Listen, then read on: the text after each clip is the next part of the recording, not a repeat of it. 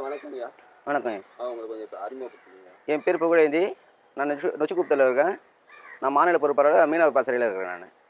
நான் தமிழரில் விஜய், சீமான் 2 பேரும் வந்து ஆர்எஸ்எஸ் கைக்கூலின்ற மாதிரி. அது எங்கள் அண்ணனுக்கு பதில் சொல்லிட்டாரு. பிரசவம் பார்த்தது வந்து திருமாவளவன் தான் சொல்லிட்டாரு. நான் அண்ணன் சொல்கிறது எனக்கு பிடிக்கல திரும்பவே.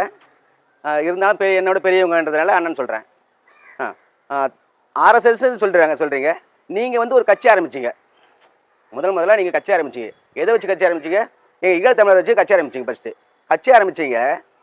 கட்சி ஆரம்பித்த உடனே வந்து எங்கள் தலைவரை பற்றி பேசுனீங்க. மக்கள் ஃபுல்லாக உங்கள் பக்கம் திரண்டு வந்தாங்க. நான் வந்து திரண்டு வரலன்னு சொல்லலை. அப்படியே அந்த மக்களை கொண்டு அடகு வச்சிங்களே. எதுக்கு? டிஎம்களை கொண்டு அடகு வச்சுட்டீங்க. இப்போ டிஎம்களை நீங்கள் இருந்துக்கிறீங்க. நீங்கள் யாரோட பிள்ளை? நீங்கள் ஒரு கலைஞருக்கு பிறந்தீங்களா? சீமான் வந்து பாஜகவில் பிறந்திருந்தாக்கா நீங்கள் ஒன்று கலைஞருக்கு பிறந்திருக்கணும். நீங்கள் யாரோட பிள்ளைன்னு பறித்து நீங்கள் தெளிவுபடுத்திங்க. அதுக்கப்புறம் திராவிடன் பேசுகிறீங்க. தமிழ்நாட்டில் திராவிடம் எங்கே இருந்தது? நான் வந்து தமிழன். நான் வந்து எங்கள் அப்பனுக்கு பிறந்தேன். என்ன நீ யாருக்கு பெரியார் பிறந்தேன்னு சொல்லிட்டு பெரியார் தான் திராவிடன்னு சொல்கிறீங்க. என்ன பெரியார் திராவிடம்? பெரியாருக்கு தமிழ்நாட்டுக்கு என்ன சம்மந்தம் இருக்குது? அதை வந்து கொஞ்சம் விளக்கி சொல்ல நல்லாயிருக்கும். அதுக்கப்புறம் எல்லாமே பெண்ணுரிமை எல்லாமே வந்து பெரியார் தான் கொடுத்தாரு. பெரியார் கொடுத்தது என்னென்ன? பெரியார் பெண்ணுரிமை பேசுறதுனால பெண்கள் சீரழிஞ்சு போயிட்டாங்க. எங்கள் முன்னோர்கள் தான் சொன்னாங்க, ஒருத்தனுக்கு ஒருத்தி போறவனுக்கு குறைத்தின்னு சொல்கிறாங்க. அது பழமொழியாகவே சொல்லியிருந்தாங்க. ஒருத்தனுக்கு ஒருத்தி போறவனுக்கு குறைத்தி. இந்த பெரியார் என்ற ஒரு எப்படி நாதாரி தான் அது. அந்த நாதாரிக்கு வந்து புள்ளை இல்லைப்பா. மெயினான 2 கல்யாணம் பண்ணி அந்த ஆளுக்கு புள்ளை இல்லை. அந்த ஆளுக்கு வந்து குழந்தை பெற்றுக்கிற தன்மை அந்த ஆளுக்கு இல்லை. அதனால் நான் செய்துட்டான், பெண்கள்லாம் வந்து கருப்பையை அறுத்துருங்க, கர்ப்பப்பையை எடுத்துருங்க. நீங்கள் வந்து ஒருத்தவங்க கூட போகக்கூடாது, உங்களுக்கு பிடிச்சவங்ககிட்டலாம் போயிடலாம். எப்படி? நீங்கள் ஒருத்தவங்கிட்ட போகக்கூடாது, உங்களுக்கு பிடிச்சவங்ககிட்டலாம் போயிடலான்னு சொல்லி பெரியார் சொல்கிறார். அது வந்து எங்கள் தமிழ் இதுக்கு ஒத்துக்குமா? என்ன எங்கள் தமிழ் இது அது வந்து சாத்தியம் இல்லை. நாங்கள் வந்து ஒருத்தனுக்கு ஒருத்தி தான் நாங்கள் பண்பாடு வளர்கிறோம். இந்த பெரியார் வந்ததுனால இன்னைக்கு இருக்கிற சமுதாயத்தில் பிள்ளைங்க பெரியார் சொல்லி நீங்கள் வந்து கிராப் வெட்டிக்குங்க, ஜீன்ஸ் பேண்ட் போட்டுக்குங்க, பனியனை போட்டுக்குங்க. பனியனை போட்டால் தான் ஆபாசமாக தெரியும் பெரியாருக்கு.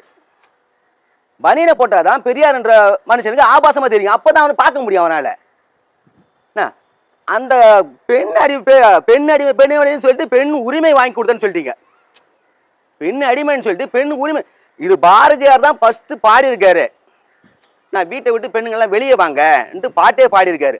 அவர் பாரதியாரை பேசுறது வந்து திருமாவளவன் என்ன சொல்கிறாரு? பிஜேபியோட கைக்கூலின்னு சொல்கிறாரு சீமானை. இந்த கூமுட்டை என்ன செய்கிறாரு? கண்டவங்க கூட போய் படுத்துக்கிடின்னு சொல்லியிருக்காரு. இந்த பெரியார் கூமுட்டை கண்டவங்க கூட படுத்துக்கோ அப்படின்னு சொல்லி விளம்பரம் பண்ணிக்கிற ஆளு. ஏன்னு கேட்டாக்கா அந்த ஆளு குழந்தை பெற்றுக்க முடியல. மெயினான காரணமே இது மட்டும்தான். அந்த ஆளு குழந்தை பிறக்கலை. அந்த ஆளு குழந்தை பிறகு யாருமே குழந்தை பிறக்கூடாது. கர்ப்பப்பை எடுத்து என்ன ஆகும்?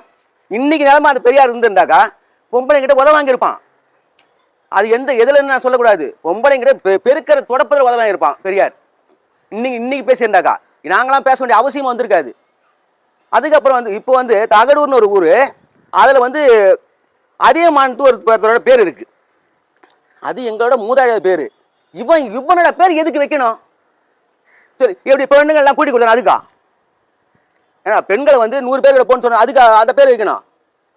அந்த அதிகமான பேர் எடுத்து ஃபஸ்ட்டு தப்பு. அதுக்கு எங்கள் கட்சிக்காரங்க செய்திருக்காங்க, அதை போய் அழிச்சிட்டு எங்கள் பண்பாட்டை நிறுவி இருக்காங்க. அது எனக்கு பெருமையாகவே இருக்குது. அது இன்னும் சொல்லப்போனால் எங்கள் பெரியாரை பற்றி பேச வேணான்னு சொல்லியிருக்காரு. எங்கள் அண்ணன் வந்து பெரியாரை பற்றி இப்போதைக்கு பேசாதீங்கப்பா அப்படின்னு சொல்லியிருக்காரு. அவர் வந்து ஓகேன்னு சொல்லியிருந்தாக்கா இப்போ ஒரு மீட்டிங் நடந்தது, பெரியாரை பற்றி பேசுனாங்க. பெரியார் வந்து தரக்குறையாக பேசிட்டான்னு சொல்லிட்டு எங்கள் அண்ணனை பற்றி ரொம்ப அசிங்கமாக பேசியிருக்காங்க. இதனால எனக்கு வந்து இந்த பொறுப்பை எடுத்தாலும் இந்த நாம் தமிழர் கட்சியில் நீக்கினாலும் எனக்கு பிரச்சனை இல்லை. எனக்கு வந்து ஃபஸ்ட்டு வந்து என் அண்ணன், நீங்கள் கட்சிக்குள்ளே எப்படி இருக்கிறீங்க எனக்கு தெரியாது. என் மனசார வந்து சீமானன்றவன் எனக்கு அண்ணன். என்ன கேட்டா என்ன, எங்கள் அண்ணனை கேட்டா என்ன? இந்த தேவடியா பசங்க நினைச்சிருக்கானுங்க, அசிங்க பேசியிருக்கானுங்க. சரியா? பெரியாருக்கு பிறந்தவங்க தான் பேசியிருக்க முடியாது. பெரியார் ஆனால் பெரியாருக்கு பிறந்திருக்க முடியாது. பெரியார் தான் பிள்ளைய பிறக்க முடியாதுன்னு சொல்கிறேன். பெரியாருக்கு பிறந்தவங்க பெரியார் கூட சுற்றினு எனக்கு பேர். அவனுக்கு பிறந்தவனுக்கு வந்து இன்றைக்கி பெரியாரை பற்றி தூக்கி பிடிச்சி பேசியிருக்கானுங்க. பெரியார் வந்து அப்பையோட மயிர்லாம் இல்லை. பெரியாரை பற்றி பேசுனா வந்து அசிங்கமான வார்த்தை மட்டும்தான் பேச முடியும். எங்களுக்கு அசிங்கமான வார்த்தை வந்து எங்களுக்கு பேச, ஏன்னா தமிழ்நாட்டில் பிறந்துட்டேன், நான் பிறந்துட்டேன். என்னால் வந்து அந்த மாண்பை மீறி பேசுறது எனக்கு முடியலை. மாண்புன்னு ஒன்று இருக்குது இல்லை எங்களுக்கு. அதனால் மாண்பை மீறி பேச முடியல. அவங்கள போல் நாங்களும் பேசணும்னாக்கா தரக்குறைவாயிடும். இதில் வந்து பிரச்சனைகள் ஓவர் ஆகிடும். அதனால் வந்து எங்களுக்கு வந்து பெரியாரை பற்றி கருத்தே இல்லைன்னு வச்சுக்கேன். அவன் வந்து நம்ம இடத்துல ஆளே இல்லை. அவன் அதாவது வந்து பொழைக்க வந்தவன் இங்கே எங்கே சாப்பிட்டான் எச்எஸ் ஒரு போல் துண்ணுறான். அங்கங்கே மக்களை ஏமாற்றி பார்த்து ஒரு கூட்டத்துக்கு போனாக்கா 10 ரூபா வாங்குவானா, ஒரு கூட்டத்துக்கு போனால் 10 ரூபா வாங்குவானா, யாருக்குன்னா ஒரு பேர் போனால் 10 ரூபா வாங்குவானா. இதை போல வாங்கி துண்ணவன் தான் பெரியார். பெரியார் வந்து பெண்களுக்கு இந்த எல்லாம் உரிமை வாங்கி கொடுத்தாரு.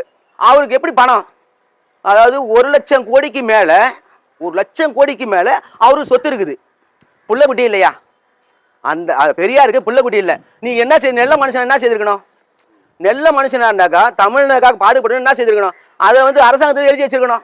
அதை வந்து ஒருத்தனுக்கு எழுதி வச்சிருக்க, நீ வீரமணின்னு சொல்லிட்டு ஒருத்தனுக்கு எழுதி வச்சிருக்க. அவன் ஒருத்தன் வந்து அதை வச்சு அனுபவிச்சுருக்கிறான். சரிங்களா, அந்த அனுபவிக்கிறவன் அவன் என்ன செய்யறான், பின்ன பணத்தை கொடுத்தா என்ன செய்வான், அவனை தூக்கி தான் பிடிச்சின்னு இருப்பான். பணத்தை கொடுத்தாவே அவனை தூக்கி தலையெல்லாம் வச்சுன்னு இருப்பான்.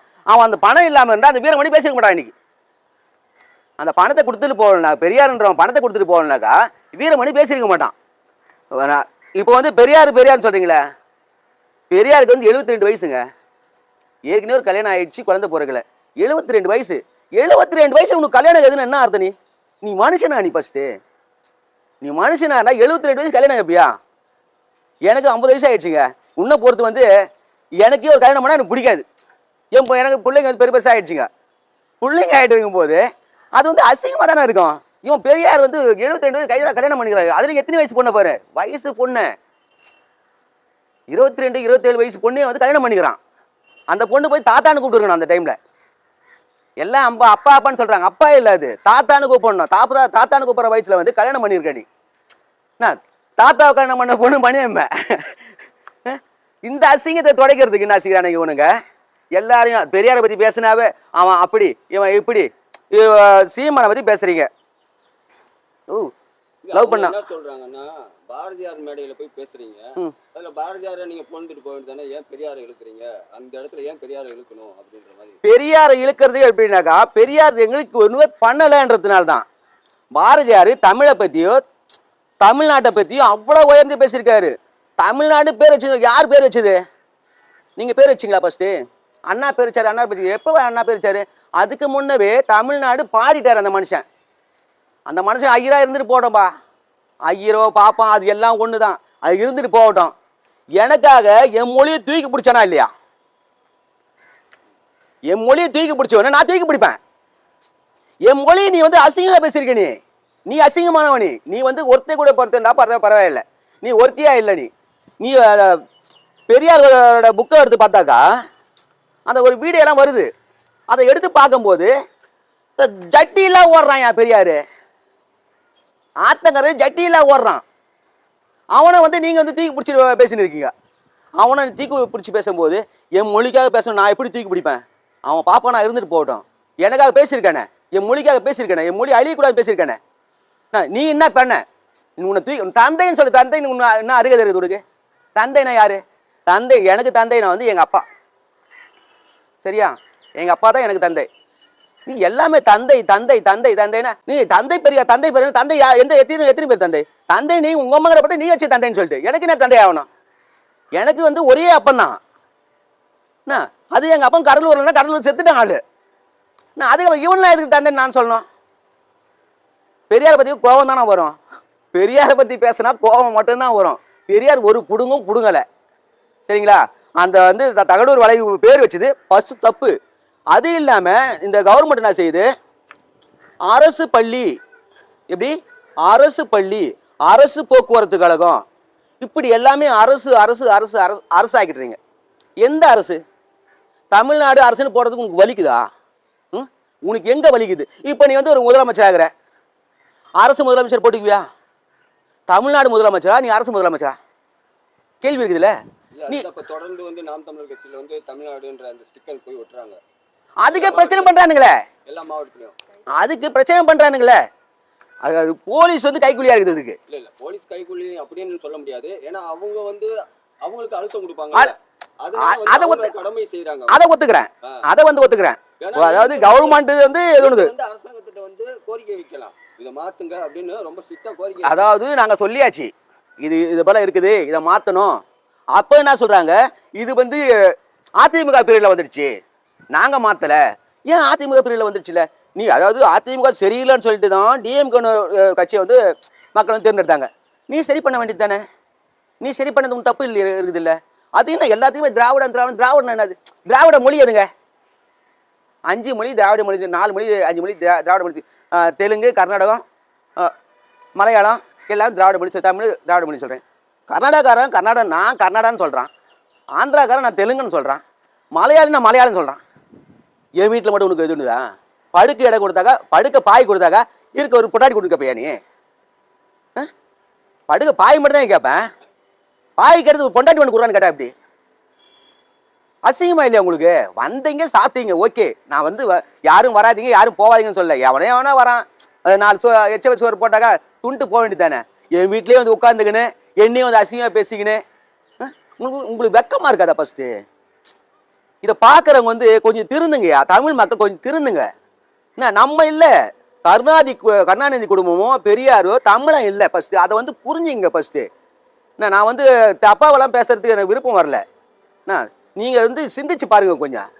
அதுக்கப்புறம் இப்போ ஒரு தருதலை வந்துக்குது, திராவிடம் ஒரு கை தமிழ் தேசியம் ஒரு கைன்னு சொல்லுது. அந்த தருதலை புரியுதா புரியலையா என்ன கர்மன்னு தெரியல. அந்த தருதலை புரியாத போட்டவொன்னு நமக்கு இந்த அந்த தருதலை பற்றி நான் வந்து பேச வரல. என் கூட பிறந்தவனுடா நீங்கள், என் கூட பிறந்தவனு. உங்களை வந்து திட்டுறது எனக்கு மனசு வரல மெயினாக.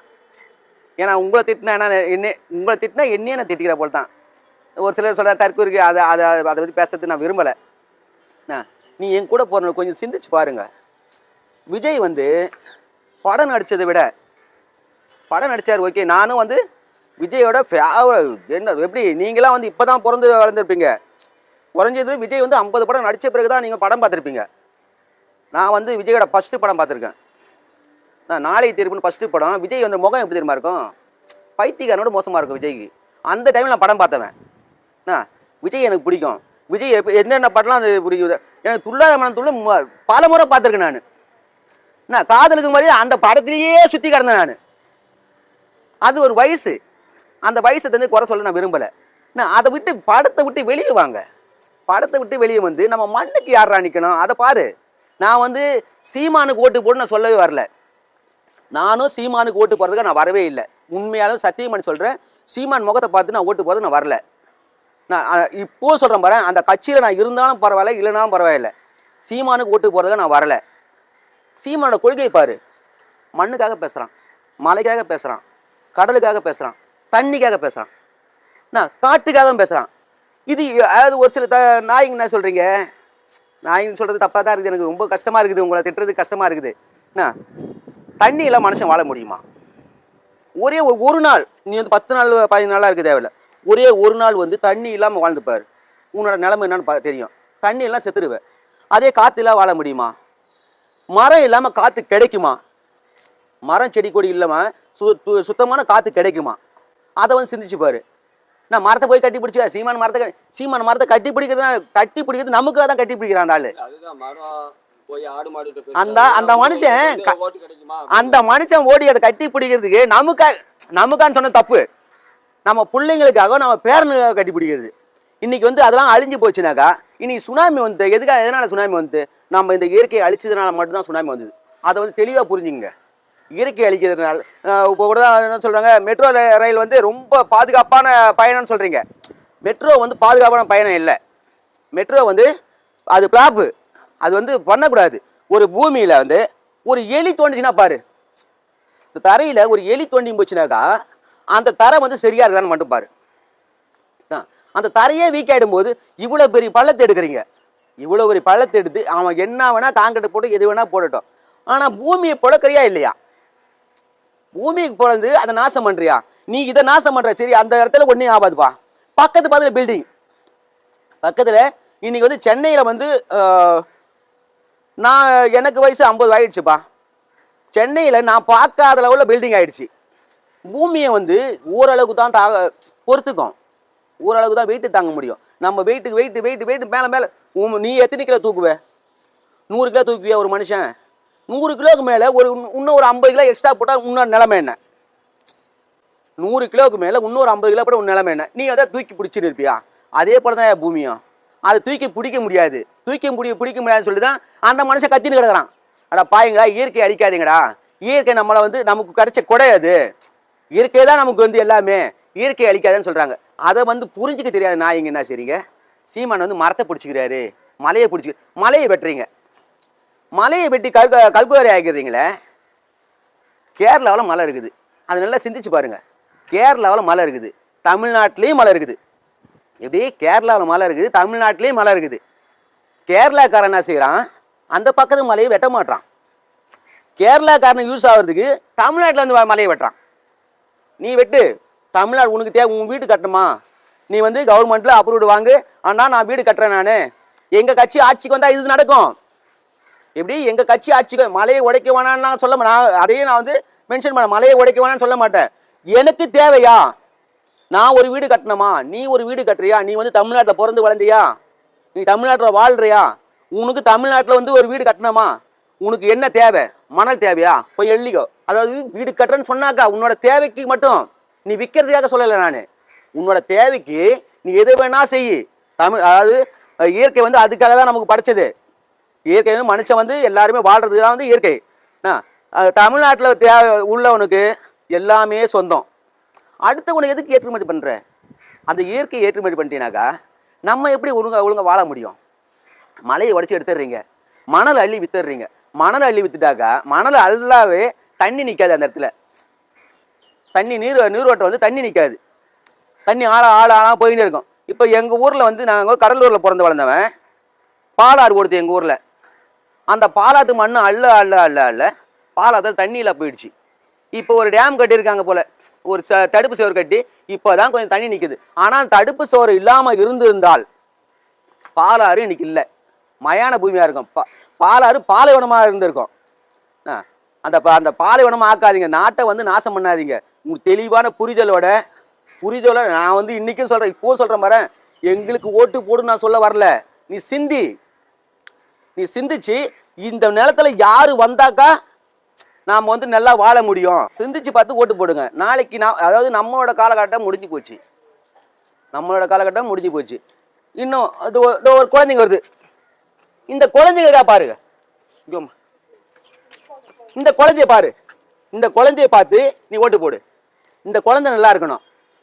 இந்த குழந்தைங்கள்லாம் வந்து வாழும்போது எப்படி இருக்கணும், சந்தோஷமா வாழணும். அந்த குழந்தைங்களை பார்த்து, அந்த குழந்தைங்களுக்கு யாரு நல்லது பண்ணுவாங்களோ அந்த குழந்தைங்களை பார்த்து ஓட்டு போட்டு நல்லது செய்யுங்க.